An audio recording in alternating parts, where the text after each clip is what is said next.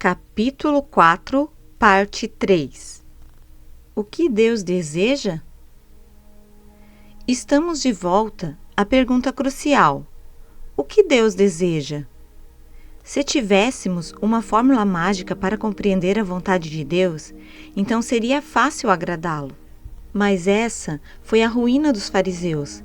Reduziram seu relacionamento com Deus a uma série de faça isso e não faça aquilo, ignorando completamente o propósito para o qual Deus os havia separado. Vestiam roupas dos cerimoniais, despercebidos de que Deus não procura criados e criadas, mas um povo para chamar de seu. Não estou dizendo que o trabalho para Deus não tenha importância. A Bíblia diz: tudo quanto te vier a mão para fazer, faze-o conforme tuas forças. Eclesiastes capítulo 9, versículo 10. Segundo Tiago, capítulo 2, versículo 17. A fé, se não tiver obras, é morta em si mesma. Conforme veremos no capítulo 6, servir a Deus e aos outros é realmente importante. O trabalho árduo também faz parte das tarefas que fomos chamadas para fazer. Mas o trabalho não deve ser nossa prioridade. Trabalhar não é nossa primeira obrigação, inclusive trabalhar para o Senhor. De fato, nossos próprios esforços são tão pequenos diante da vontade de Deus que nem são mencionados na conversa de Jesus com Marta. Uma só coisa é necessária, e ela está acontecendo não na cozinha, mas bem aqui, na sala de estar. Observe, contudo, que Jesus não repreendeu Marta por preparar o jantar e nem instituiu o 11º mandamento em razão disso: não cozinharás. Mas seria essa uma desculpa conveniente quando eu estivesse sem vontade de preparar o jantar. Jesus não estava interessado nas habilidades exteriores de Marta. Ele esquadrinhava suas inaptidões interiores, os cantos escuros do orgulho e do preconceito, o obstáculo espiritual da vida agitada, que não lhe permitiam desfrutar da intimidade da presença dele. Afinal, a intimidade pode ser ameaçadora. Ficar perto de Jesus significa que não conseguiremos mais esconder nossas imperfeições. Sua luz revela tudo o que é errado e desagradável em nossas vidas. Inconscientemente, portanto, fugimos da presença de Deus, em vez de a procurarmos. Satanás estimula nosso afastamento, nos dizendo que não somos boas o suficiente para merecer o favor de Deus.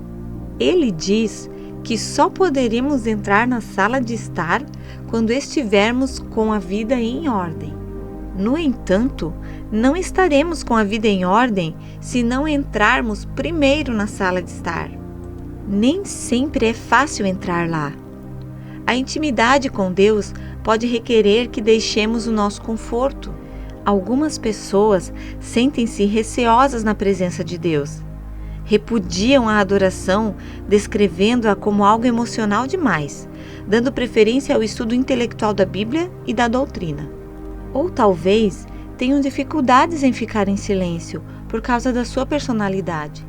Mas independentemente de nosso temperamento e preferência emocional, todos somos chamados à intimidade com Deus. A única coisa de que Marta precisava é a única de que precisamos também. Se você reluta em ficar aos seus pés, peça ao Senhor para revelar o que a impede. Não é necessário deixar de lado seu intelecto ou sua personalidade para entrar na sala de estar. Venha como você é, como uma filha de Deus. Afinal, os filhos amam a intimidade. Abrace-me, mamãe. Com os braços estendidos imploram: papai, me pegue no colo.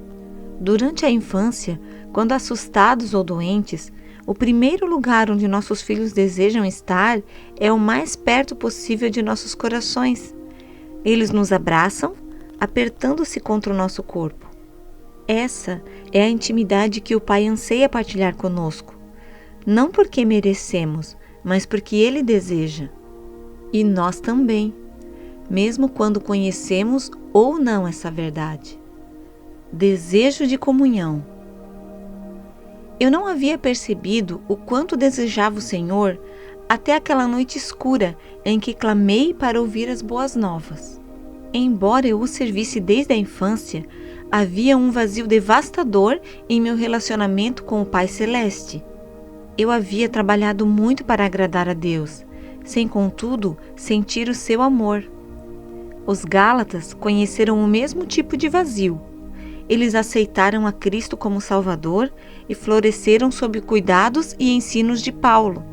No entanto, quando Paulo deixou a Galácia, os judaizantes se levantaram, dizendo-lhes que havia um longo caminho antes de desfrutar uma proximidade verdadeira com Deus.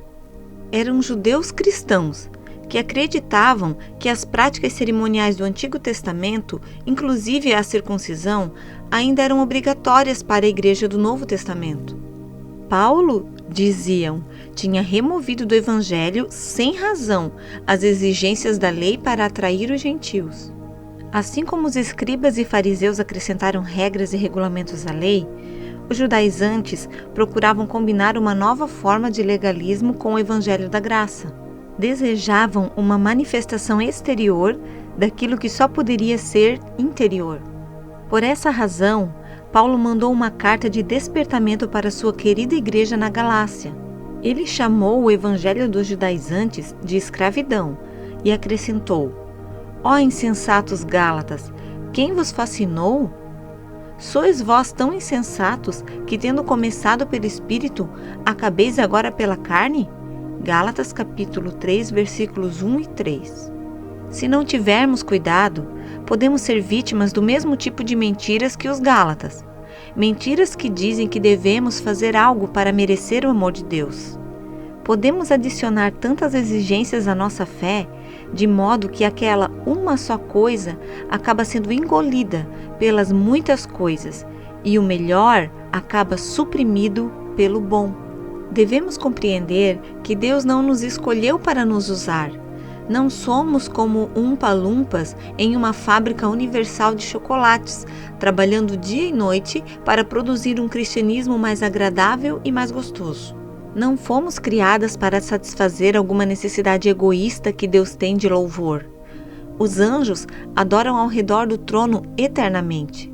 Não somos um projeto celestial de ciências, ratos de laboratório deixados soltos para que se conheça a sua interação. Não. A Bíblia deixa claro que Deus nos criou para que tenhamos um relacionamento com Ele. Nosso Pai deseja nos dar vida abundante, nos presentear com uma herança e compartilhar sua natureza divina. O que Deus deseja é realmente muito simples. Ele quer você por inteiro. Uma só coisa é necessária. Quando Jesus disse a Marta que apenas uma coisa era necessária em sua vida, o contexto do versículo aponta claramente para um chamado espiritual. A melhor parte que Maria descobriu não era para ser encontrada na mesa, mas aos pés de Cristo. Não obstante, o termo grego para uma só coisa é necessária também se refere a porções de alimento. Talvez, através de uma alteração sutil da palavra, Jesus estava fazendo dois convites. Primeiro, para conhecê-lo, para colocar a adoração antes do trabalho. E também para não exagerar, até mesmo nos esforços em seu favor. Em vez de tomar parte de entradas extravagantes sobre o aparador, Jesus geralmente comia da grande tigela comum, colocada no meio da mesa. Os convidados partiam o pão e molhavam os pedaços na sopa ou no caldo. Jesus talvez lembrou a Marta que seu esforço excessivo em preparar vários pratos a manteve ocupada demais na cozinha. E dessa forma, ela estava perdendo o verdadeiro alimento, a parte principal da festa. Seu erro não foi servir, escreve Charles Spurgeon sobre Marta em seu devocional clássico Morning and Evening. A condição de servo se ajusta a todo cristão. Seu erro consistiu em tornar-se distraída em muitos serviços, de modo a esquecer-se do Senhor e lembrar-se somente do trabalho. Como é fácil confundir dever com devoção ou comunhão. Esse foi o erro de Marta e também pode ser o meu. Em seu esforço de preparar uma mesa digna do Filho de Deus, ela quase perdeu o banquete verdadeiro. Da mesma forma, posso ficar tão sobrecarregada a ponto de minha adoração se transformar em trabalho em vez de prazer, e a devoção se tornar somente um dever. Se eu não tomar cuidado, as disciplinas espirituais da oração, estudo bíblico e louvor podem se tornar um pouco mais do que itens a serem conferidos em minha lista, ou pedras que desejo descarregar da minha carroça porque me fazem andar devagar. Então, preciso receber a cura de Jesus para toda a minha preocupação e angústia. Uma só coisa é necessária, e a encontramos na verdadeira comunhão com Ele. Pois Ele, afinal, é o pão da vida, a água da vida, o único alimento de que precisamos. Ele deseja mudar nossos corações e fortalecer nossas vidas. Deseja que encontremos a grande liberdade de Lucas capítulo 10, versículo 42. Não posso fazer tudo, mas posso fazer uma só coisa. Não consigo satisfazer a todas as necessidades, mas posso ser obediente à necessidade do Espírito Santo habitar em meu coração. Não consigo carregar todos os fardos, mas consigo carregar o fardo que Deus tem para mim. Porque, de certo, o seu jugo é suave e o seu fardo é realmente leve.